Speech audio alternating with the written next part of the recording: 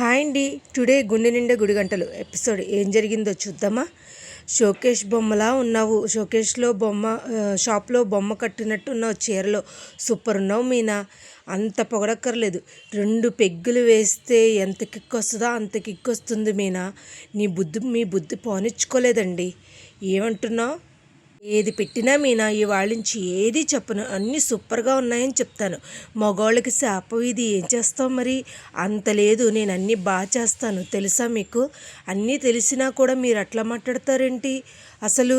ఏంటి, నాకు ఒకసారి ఫోన్ ఇవ్వండి. ఫోన్ ఎందుకు ఫోను? ఆ ఫోటో దిగుదా? అయ్యో ఎందుకు అంతలాగా, మనమే సెల్ఫీ దిగుదాం ఫోటో. ఏంటండి ఇంకొక బాక్స్ ఉంది, ఇంకో చీర తెచ్చారా? అంత లేదు. చింటూగాడి బర్త్డే ఉంది. చింటూగాడి బర్త్డే ఎప్పుడు వస్తుందో తెలియదు కదా. సరే ఈ డ్రెస్ చూడగానే నాకు నచ్చింది, సరే వాడికి ఇద్దాము, వాడు వేసుకుంటాడు వాడి బర్త్డేకి అని చెప్పి తీసుకొచ్చారనమాట. మంచి పని చేశారండి. రేపు పొద్దున్న వెళ్ళి మనం ఇచ్చేసి వద్దాం.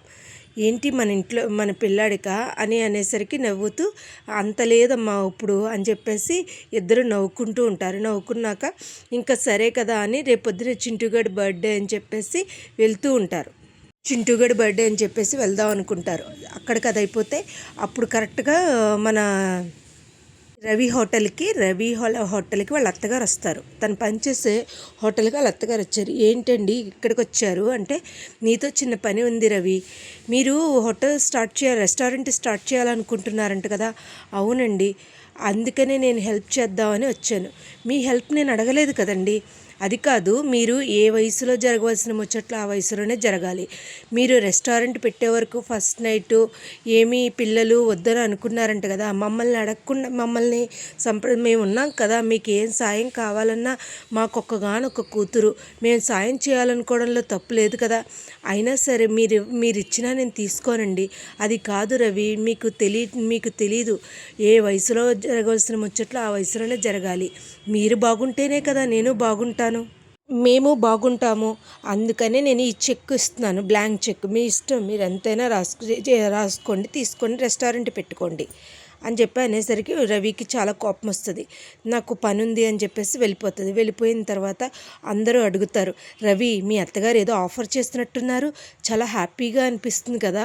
ఇలాగే నాకు ఇచ్చుంటే నేను చాలా హ్యాపీగా అనిపించేవాడిని. నేను ఇలాంటి డబ్బులకి అమ్ముడుపోను, నా కష్టార్జితంతోనే నేను రెస్టారెంట్ కడతాను అని చెప్పేసి రవి వాళ్ళ కొలీగ్స్తో అని అంటాడు.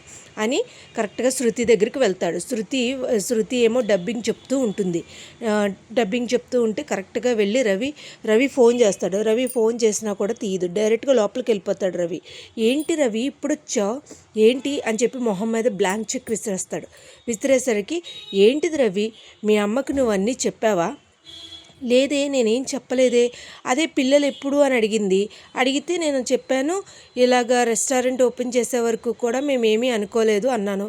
అదేంటి, మా అమ్మ ఇచ్చింది, ఇస్తే తీసుకో లేకపోతే చించే, అంతేగాని నా మీదకి వచ్చి అరుస్తావేంటి? అది నీకు పద్ధతిగా అనిపిస్తుందా? నీకేం తెలుస్తుందా? అది నీకేమైనా వివరం తెలుస్తుందా అంటూ శృతి తిడుతూ అనేసరికి, ఇవేవైనా చెప్పు, మన పర్సనల్ విషయాలు. ఒకళ్ళ మీద నేను ఒక అత్తగారి మీద సొమ్ము పడే తినేవాళ్ళ మనోజ్ గళ్ళగా కనిపిస్తున్నానా? లేదే, నేను స్వయంగానే ఉంటాను. కాబట్టి నేను ఇటువంటి వాటికి ఏవి చేయను. ఏంటిది ఇద్దరు కొట్టుకున్నారు, ఇందులో రవిది కరెక్టా శృతిది కరెక్టా? అయ్యి బాబోయ్, మనకెందుకు, మన పని చేసుకుందాం అంటూ డబ్బింగ్ చెప్పే ఆయన అనుకుంటూ ఉంటాడనమాట. అనుకుంటూ ఉండేసరికి సరే కదా అని చెప్పేసి అక్కడి నుంచి వాళ్ళు మన బాలు మీనా కలిపి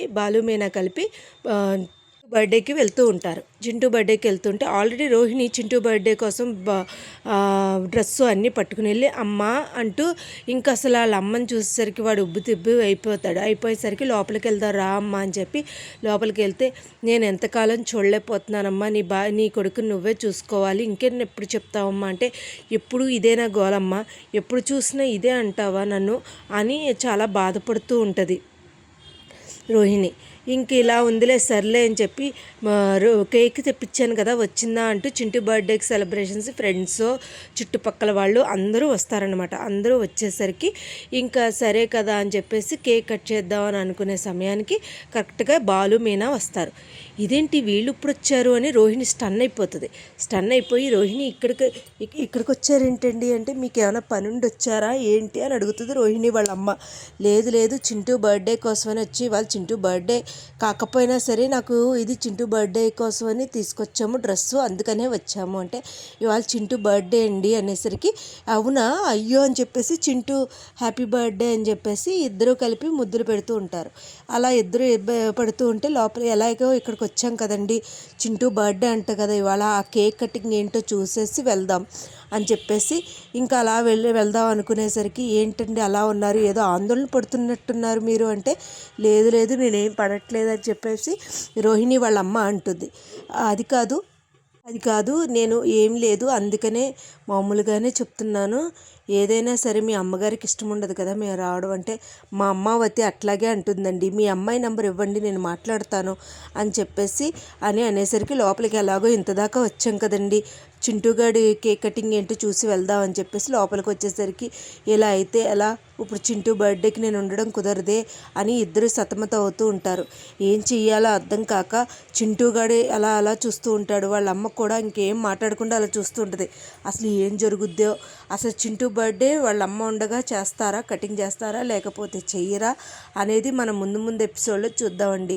అసలు రోహిణి విషయం బయటపడుతుందా ప్రభావతి ఏముంటుంది అసలు ఈ పిల్లోడు తన కొడుకే అని చెప్తుందా లేకపోతే చెప్పదా ఏంటి అనేది బాలు మీనానికైనా తెలుస్తుందా ఏంటి అనేది మనం ముందు ఎపిసోడ్లో తెలుసుకుందాం.